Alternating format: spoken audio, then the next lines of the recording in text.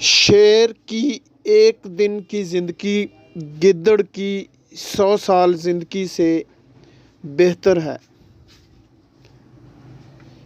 یہ قول ہے ٹیپو سلطان کا۔ آج ان کی شہادت کا دن ہے۔ آج کی ویڈیو ان کے لیے خصوصی۔ ٹیپو سلطان ہندوستان کے عظیم مجاہد آزادی تھے۔ ٹیپو سلطان کا اصل نام فتح علی خان تھا۔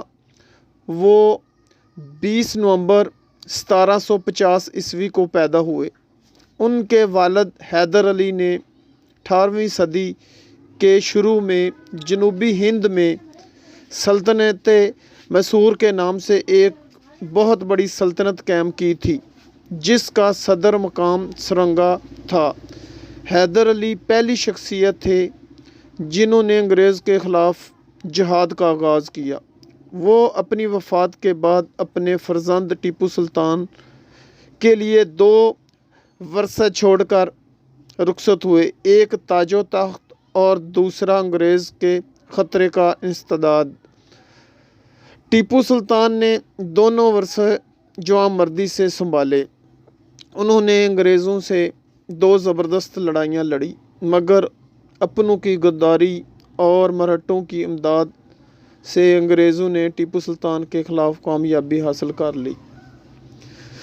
4 مئی 1799 عیسوی کو یہ بہادر شخص میدان جنگ میں لڑتا ہوا شہید ہو گیا، اور میدان جنگ میں جب یہ شہید ہوا، انگریزوں کو جرأت نہیں ہوئی کہ ان کے قریب بھی آ جائیں۔ ٹیپو سلطان کی شہادت کے بعد انگریز رفتہ رفتہ پورے ہندوستان پر قابض ہو گئے۔ تاہم ٹیپو سلطان نے آزادی کی جس آگ کو روشن کیا تھا وہ برابر سلگتی رہی، اور 150 سال بعد انگریزوں کو ہندوستان سے رخصت ہونا پڑا۔ ٹیپو سلطان کا مشہور قول تھا، گدڑ کی 100 سال کی زندگی شیر کی ایک دن زندگی سے بہتر ہے۔